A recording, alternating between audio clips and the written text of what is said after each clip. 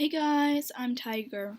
About 6 months ago, I came across a branch of feminism called trans-exclusionary radical feminism.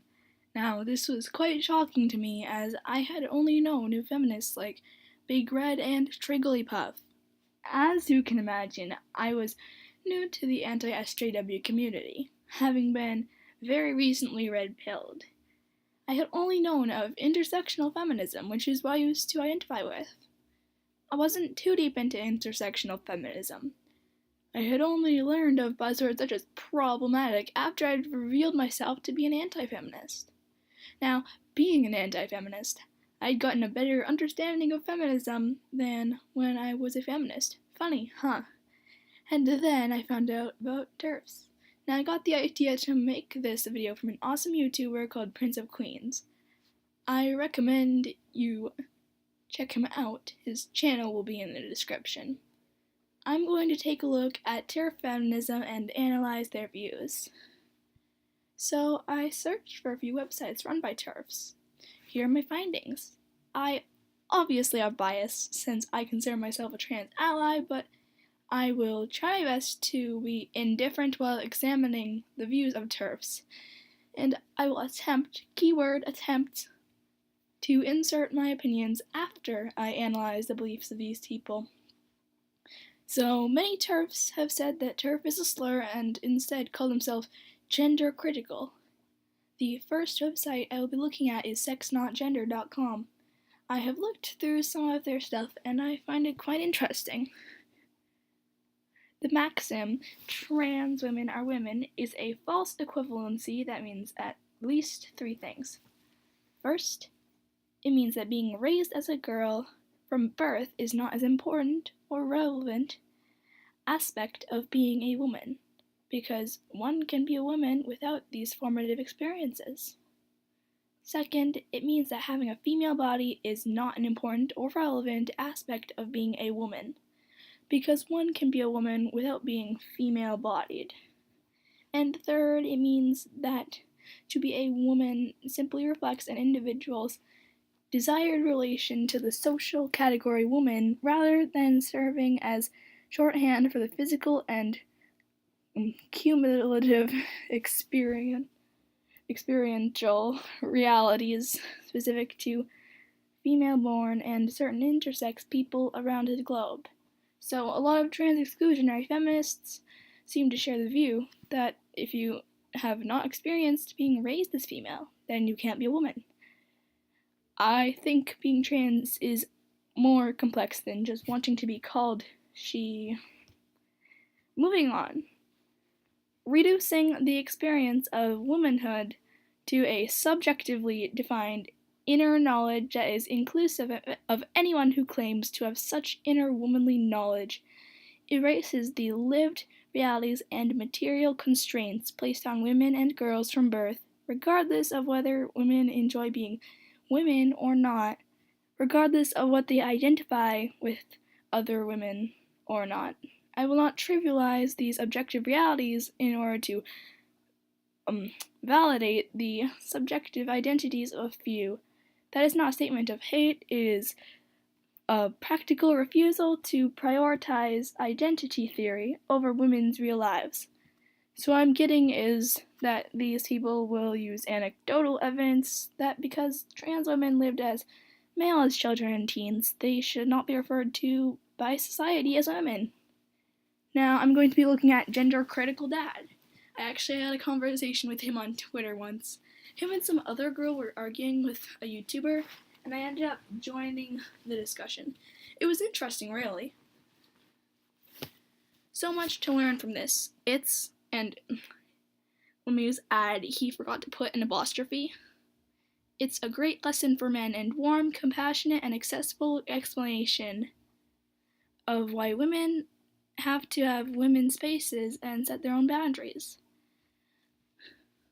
Again and again, I hear people criticize women generally, and feminists in particular, for not accepting trans women as real women and for excluding them. Trans people are oppressed, they say, and these so-called exclusionary behaviors and attitudes create the dogma behind this expression, just as racism is a dogma behind the oppression of black people.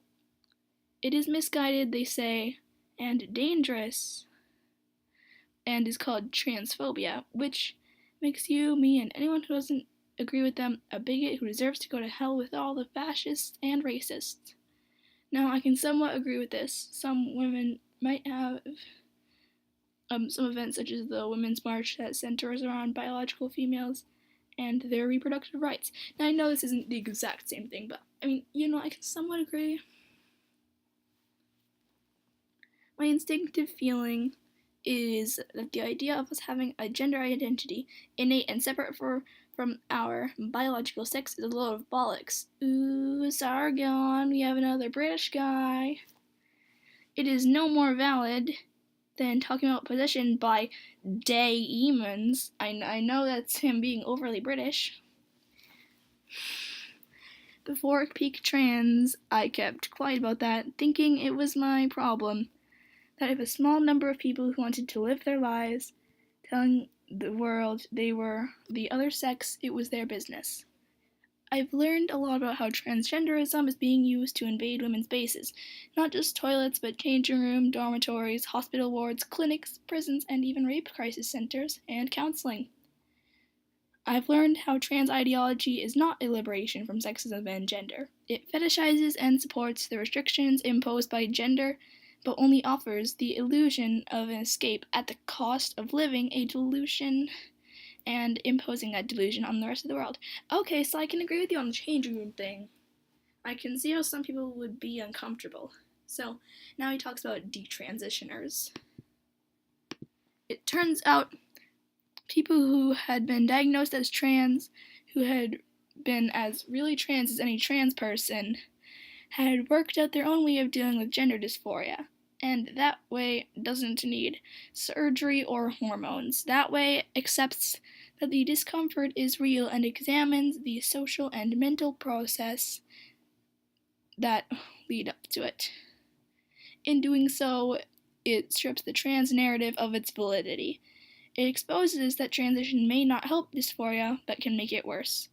These people, the detransitioners, the desisters, and the survivors, tell their own compelling story.